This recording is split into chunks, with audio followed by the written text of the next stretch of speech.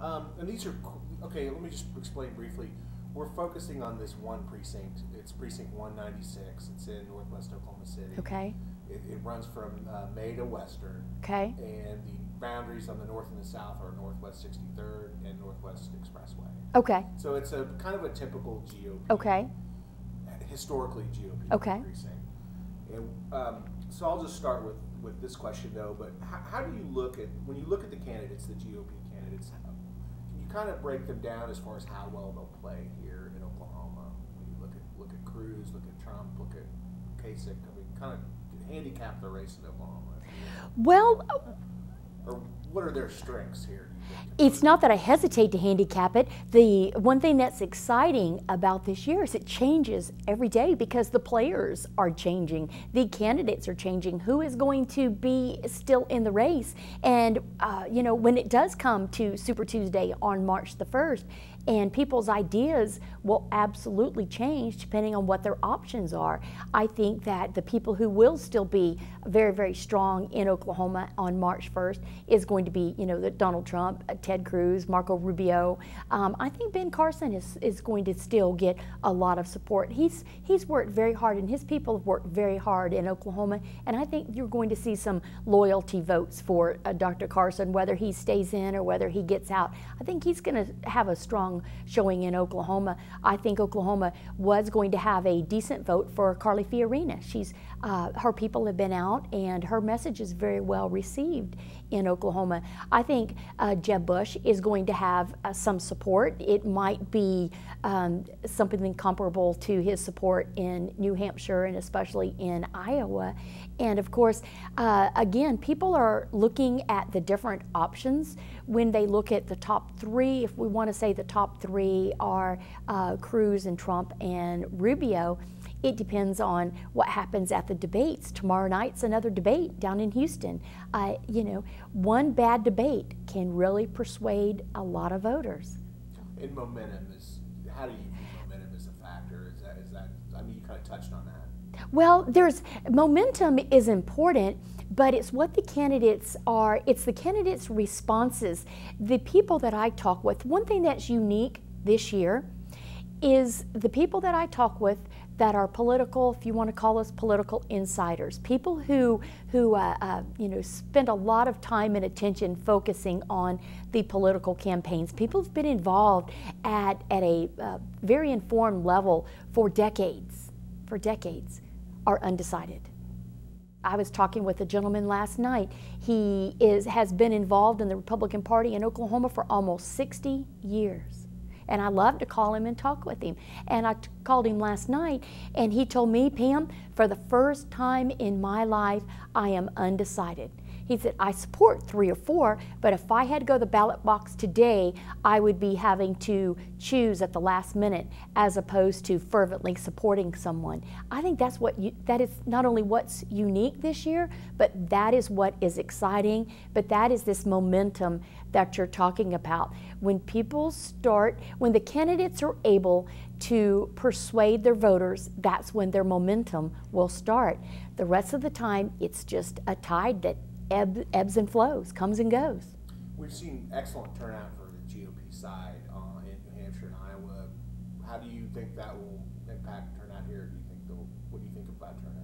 I think turnout will be higher in Oklahoma as well. It's the presidential year. It's the newness. It's the factor of we have some new type of candidates in there. I think it's you know, to look at Donald Trump and the people he is bringing to the table, the people that are first time voters getting involved, makes it exciting for the Republican Party. And I just tell the Trump supporters that our party is, you know, opens the doors. Look at our platform. Look at our statements of principle. And if you can agree with that and you're a registered Republican, you know, we totally welcome you in our party. When you look at Marco Rubio, a lot of people are saying that he is bringing in more of the minority community, the people that are looking at immigration more seriously. You know, again, our platform is very clear about where we stand on immigration. We are completely supportive of immigration, but as I was talking with your correspondent, Rick Green, we're supportive of immigration. immigration, but we're supportive of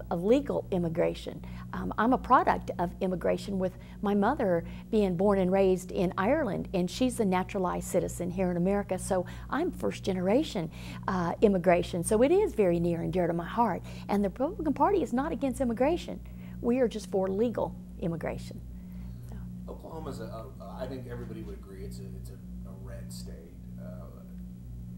But there is diversity among GOP voters.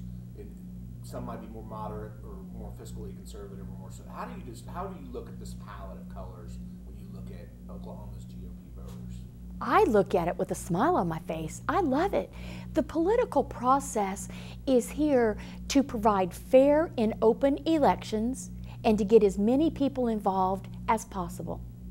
Why would we not want everyone of every persuasion? Again, look at our principles, look at our platform, compare ours to the Democrat Party platform. Look at our national platform, compare it to the Democrats' national platform, and look and see which party you personally align with.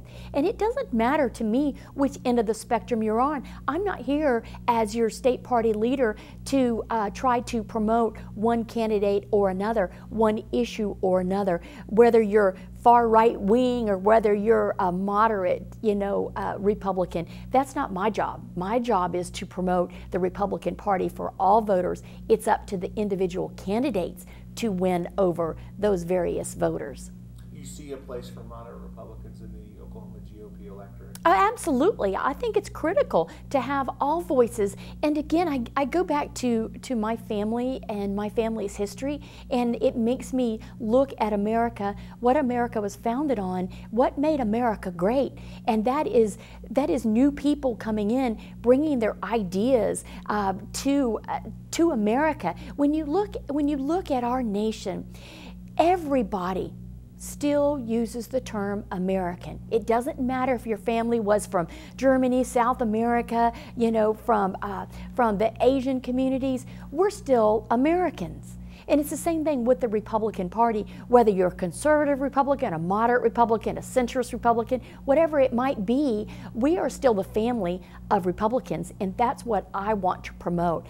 Everyone has an opportunity and a voice and an importance in the Republican Party. This is the last question I have.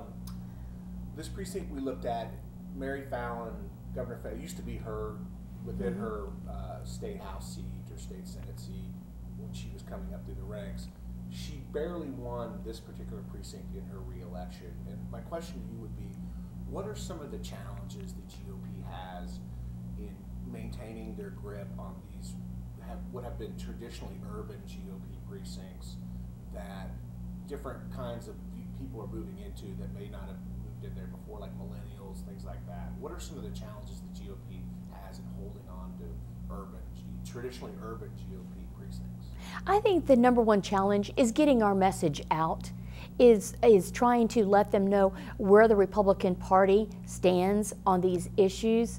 We as Oklahomans, I see many times, what we hear is national, is the national media, the national news, what some of our national politicians believe on these issues and on these sides. And once we hear that, we think that's what Oklahoma voters and that's what our elected officials in Oklahoma believe. And oftentimes it's not. We're unique. We are a conservative state in Oklahoma. People will say that some of our most liberal Democrats would be considered right-wing conservatives in other states. So our bar is a little bit different. So our job here is to let people know what are the local issues, what are our state issues, what are the issues that affect not only our statewide candidates and what our state elected officials are trying to do, but also your local state representative, your local senator, but just as importantly, what about your local city leaders? What about your local